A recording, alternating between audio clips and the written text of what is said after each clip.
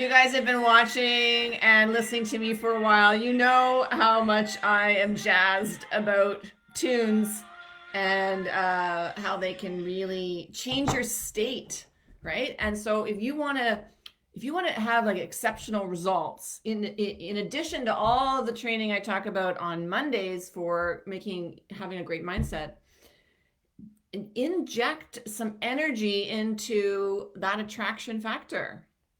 And that is what I do with music. So when I am feeling, pumped up by the music and grooving and just basically it puts a smile on my face, right? And so that whole energy translates through your entire energetic, earthly body, let's call it, and that's what you're projecting out there into the world. And when you do that, you're getting that same kind of energy back. It's just so simple if you use this tool. Okay, and I use this tool in my life, my daily life, to be successful. So it's not just about doing the motions that are doing the tasks, to get, buy a property, which is what I'm going to talk about today, buying a property, uh, you know, doing the work, getting the work done, rallying the troops, I call it, like, getting people that are working with you on getting the work done, getting them excited to, do their best. There's a lot of goodwill that can be generated by smiling and in creating that amazing energy that is lighthearted, like light of spirit, right? Anyway, I could go on a lot about talking about mindset, but welcome to today's show. I am Tracy Fines, your flipping queen, and this is all about a great lifestyle, a flipping great life, okay? And it's not just about the work we do to earn money. It's also about all the other components of your life that make it great.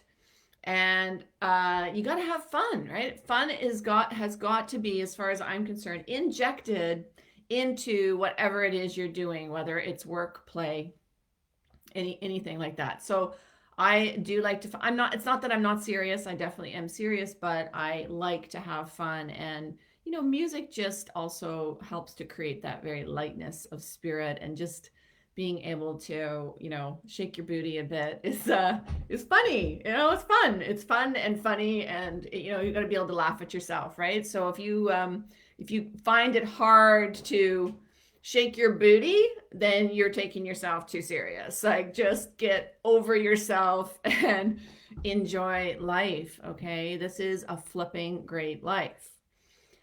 Okay, so I am really excited to talk about, today, of course, is Flipping Thursdays, and I do get into sort of more detail-oriented discussions about how I flip properties and make millions, blah, blah, blah, blah, millions of dollars. It's a lot of money, right? So now I didn't start off that way. Most of you know I started off with much smaller flips, earning, maybe 30K, 20K, 30K, and growing, like over 25 years, right, of growing. And now making millions of dollars on my projects, and having a flipping great life. So I want that for you as well. And that's why I'm here live in front of you to inspire you and motivate you to be investing in real estate. Okay, it is, I'm going to say it every time, and it is the number one way the wealthiest people on the planet have acquired their wealth. It is through investing in real estate. Land, okay? They're not making any more of land, as far as I know. There's only one planet that we're inhabiting, unless they decide to start inhabiting Mars or the moon or something like that. But as we know it, this is it. So get some of it. It's good stuff. Okay.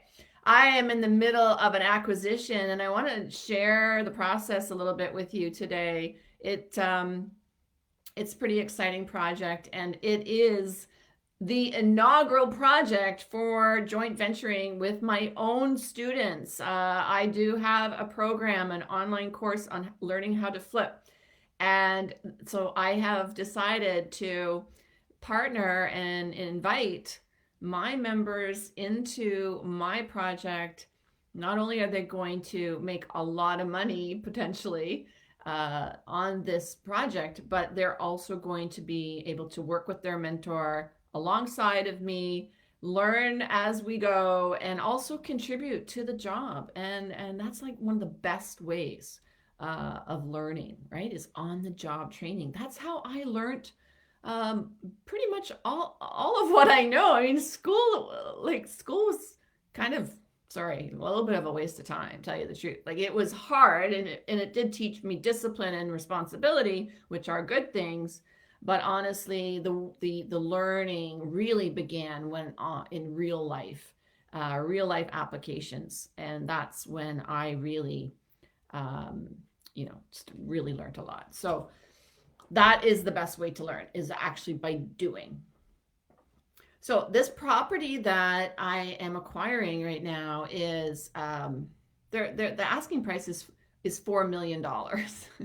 So it's a lot of money. It's in my hometown here, Toronto, Canada, and it's in a beautiful area, very downtown, hot Toronto, like film festival area, very hot area for beautiful high-end luxury properties. And as far as I'm concerned, that market in Toronto here has not been very much affected by any downturn. People who are in the say $6, $7, $8 to $10 million price point of purchasing something, they have lots of cushion usually when there's a downturn in the market. And it just seems to me that they always have money. They always have money. So I feel fairly insulated in there. Now, of course, if there is a downturn in the market, and there could be, I have been doing this 25 years, and I have weathered through the down markets. And let's just say that if there was a downturn in the market, my projects have such a big cushion between what they cost and what they sell for. Like, if I'm not making over 100% return and I'm only making 70% return, like, do you think that's still pretty good? Yeah, well, I do. I like 70% return on my money at a minimum, and over 100% is just a flipping great life. So this property is where I am currently investing, is in this echelon. And that's not where people are going to start out. And I didn't start out there either. So please don't be overwhelmed by the numbers. But this property I will put in about $1.5 million, $1.2 million, $1.3 million, and then get out about, it will sell for about $6.5 million. So if I get the property today, I just put the offer in. So I am offering I'm not offering $4 million. Let's put it that way. I won't disclose it just in case I don't know if there's anyone listening, probably not, but I probably will make about $1.7 million on this flip. So over 100% return on my money. If I put in about $1.5 million and get out $1.7 million, that's over 100% return on my money. So I'm not only getting my money back, my 1.5 back, I'm getting, in addition to that, 1.7 more. So is that good or good? Now, there is a process here, and I want you to understand that it's really important not to get attached to deals. Deals come and go, let's say. Opportunities are abundant. I cannot look at all the opportunities that I see. I see lots of different things. People send me things. I see things. Honestly, there's so many opportunities. I need to be about 10 people to review them and potentially invest in them. Now, I am scaling my business, so I am training a lot of my team to be able to analyze deals, and it does take a specialized set of skills really to understand the market and what needs to get done to the property and to make it, you know, desirable in that market. So you can't just go winging it, and you really need to study the market, and you really need to study what's sold, the comparables, what's on the market currently.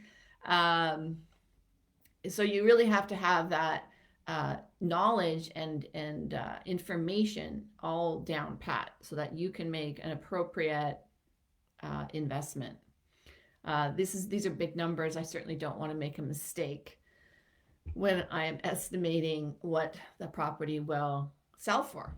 I mean, I pretty much know what the property will cost to fix.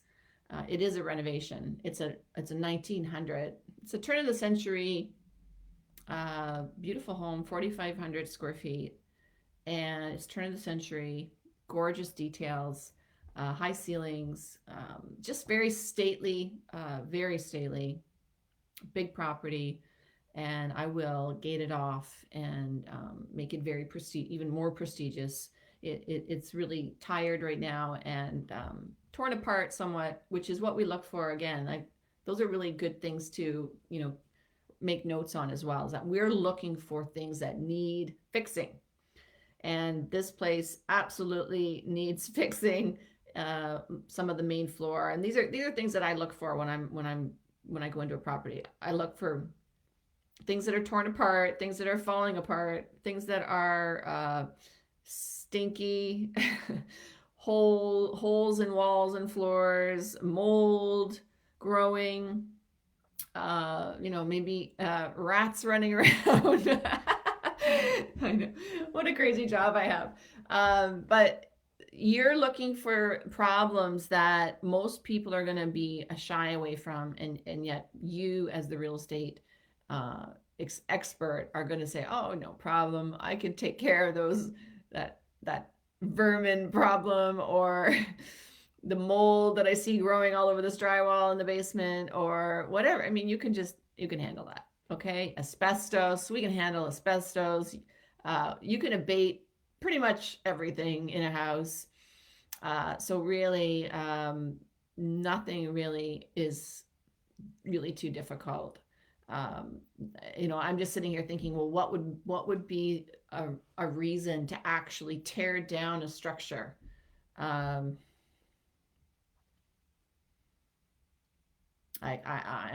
don't have an answer for that. So really, I would say 99% of things can be repaired.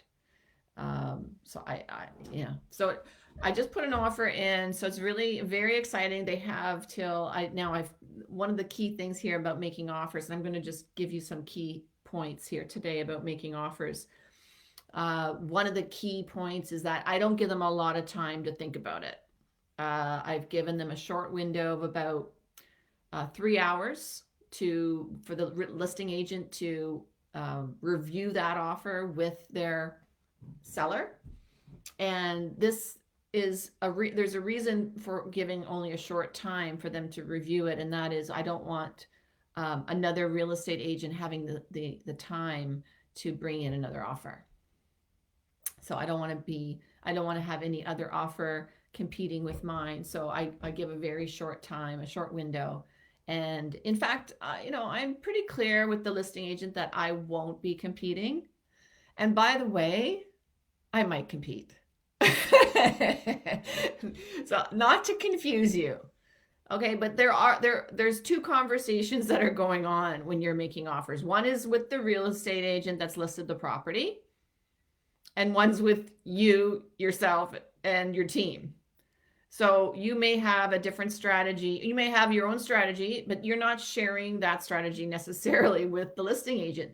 The listing agent may be given a completely different story about what's going on. You may in fact want to compete, or not want, but you would, but you tell him you won't. Okay, because he's trying to do the best he can for his client and get the house sold. So he knows that he'll lose me potentially if he drums up another offer. And a bird in the hand is worth what? 5 in the bush. So if he already has my offer in hand, he wants to bring the buyer, myself, and the seller, his client, together. He wants to make a deal happen. That's his job. So if he, pisses me off basically and goes and drums up another offer, he knows most likely I'm going to walk and I'm going to back out of my offer. Now, I can't back out immediately, only because I have given a time that my offer is good till. The time is good. It's good till 2 p.m. today. So if another offer comes in at 1 p.m., I don't really have much of a choice, but I will tell him that I will not complete, because I do have a condition on my offer. So I'll just let him know right away that I'm going to back out. Whether or not it matters right at the second of the day doesn't really matter. He knows ultimately I'm backing out because I'm not going to compete with that offer. But I might. I might compete. You never know. Sometimes, it makes sense to compete. Like I'm sitting in this property. I've said this a few times. These 2 houses here is my plan to build on this property that I'm actually sitting in. I'm living in this house right now that I'm going to tear down and build these 2 houses. I did compete for this house. It was 3 bidders and I was the highest, and I did pay over asking by about $200,000. So I'm not against competing when the property is worthy of spending more money. Then guys, I'm going to always fall back on the numbers. If the numbers work, then absolutely there's no reason why maybe don't mind paying more. So that was the situation here. I knew that I could divide this land into 2, and that, again, if any of you have my book, The Secret of Wealth, with co-authored with Brian Tracy, you will know by what I've written in that book is about how magical the returns are when you divide and conquer, which is what I call a land severance. You just make you just make a shitload of money there. So get into that if you can, because that's the best part. And again, not for the beginner. Definitely you want to be guided by people that have done this before. And also it's a great idea to work with someone, if not myself, work with someone that's been there, done that. I mean, that's just the way to get to be successful quicker, right? I didn't have a mentor for most of my career. I only hired a mentor 2 years ago, and wow, the results are remarkable. That after working with him, my results have just gone 10x. So that's what you need to do, right? Get into working with someone like myself that has been there, done that, if that's what you want to do. If you see, when you decide I want to change what's happening, I want to change my results, I'm not happy with what's going on, then look for somebody that's doing what you want to do and just follow them. Just say, hey, I want you to be my mentor.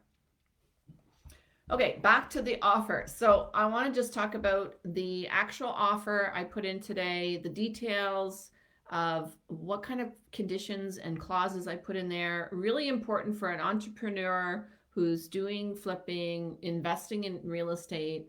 Always put in an assignment clause. So I put in that I as the buyer will always will at any time be allowed to assign my contract, which means I could basically flip the paper. I could flip the contract to another investor and just make maybe some quick money on that contract.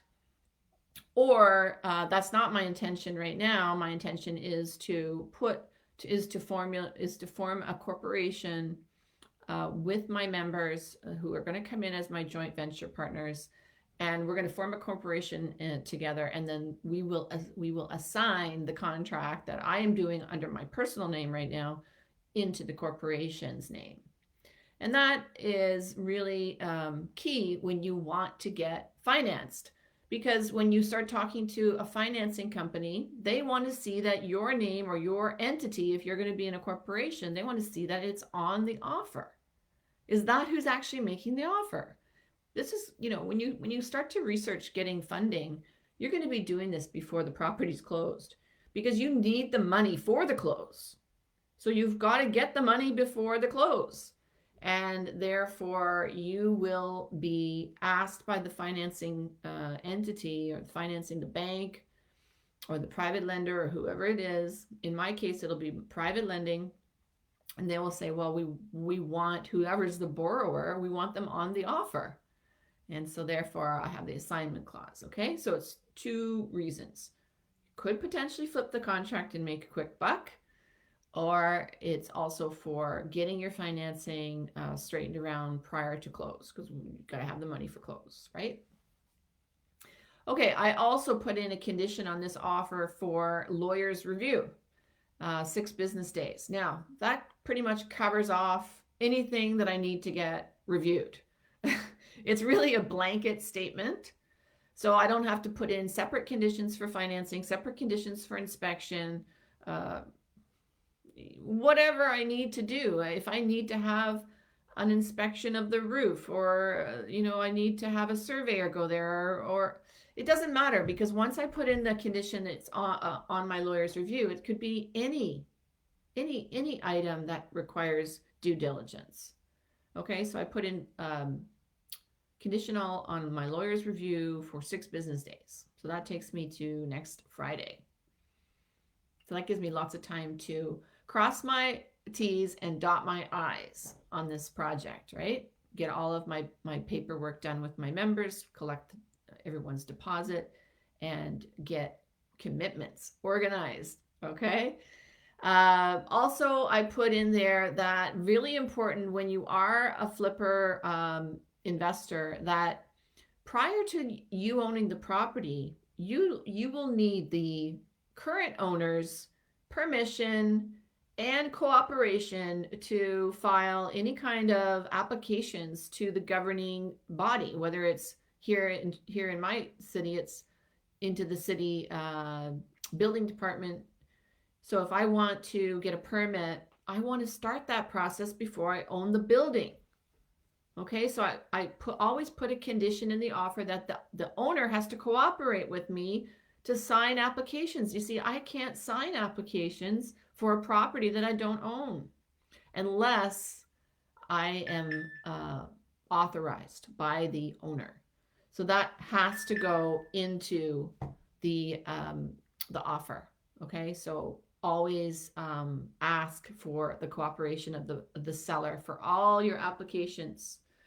And there could be many. There could be numerous ones, from building permit to committee of adjustment to tree removals to curb cuts, and I don't know. There's so many. The city loves to just, I don't know, screw with every renovator and builder. So there's always lots of crap to deal with, and I'm not fond of it. So as you can tell, but c'est la vie, that's the way it goes, and you need to be able to get your permits when you need them, and they are a pain in the ass sometimes. Okay, so what else do I put on the offer? I ask for the drawings that they already have. The survey is key. And if they don't have a survey, I will put it in the offer that they need to give me a survey. You know, they need to get one made, you know, at their expense. Surveys are key to getting permits. We always need to have a current and up-to-date survey. So always put a condition in there that there is a survey. I happen to already have the survey for the property I'm offering on today. So it's an up-to-date survey, and I'm not asking them for an up-to-date survey because they've already provided it. So they will, and other than that, the other thing is vacant possession. They have, right now it's a multi-family dwelling with about, I don't know, 9 to 14 units. I don't even remember. There's a lot of units in this building. And I have told them, and told them in the offer as well, that I will not be assuming any tenants. And if they cannot get their tenants out, and this is a big deal, okay, big deal, because tenants have so many more rights in my area here than landlords do. And it's very, very hard sometimes to get tenants out. Now, when you are going to repurpose the building, which is what I'm going to do, I'm going to be creating a single family home, and it's not going to be multifamily anymore. When you're changing the use, that is a reason for, you know, eviction. And, or if you're going to take it over for your personal use, then that's another reason for eviction. So I have added a condition on the offer that they need, the landlord or the seller will give notice to the tenants by the end of this month. And we here in Toronto have to give 60 days notice. So it will start December 1st. So by Feb 1, they have to have their tenants out. So that's the condition on the offer. I'm going to close February 10th, but only on condition that I have vacant possession. So by Feb 1, I will know if it is going to be vacant. That gives me about a week and a half to close the project, okay, after I know for certain that those tenants are gone. Because I will not be able to do any of my work with any lingering tenants in that building. So it is absolutely a must-have for me. I will not assume, and I do not recommend any of you, if you're trying to do a flip, will assume any tenants. So we will find out momentarily. It's just about 12:30 here in Toronto. So in about an hour and a half, I will find out, or I might, maybe even sooner, I will find out what they've said about my offer. I can anticipate what they might be saying about it right now. I'm sure they're thinking the price is too low, but that's okay. You know, that's normal. And we will see what the next step will, what the unfolding of this acquisition will be, which it's very exciting, and I am looking forward to sharing all of the details with you once I have some. Until then, I am Tracy Fines, your flipping queen, and this is A Flipping Great Life, and I look forward to sharing with you next week. Take care. Bye, everybody.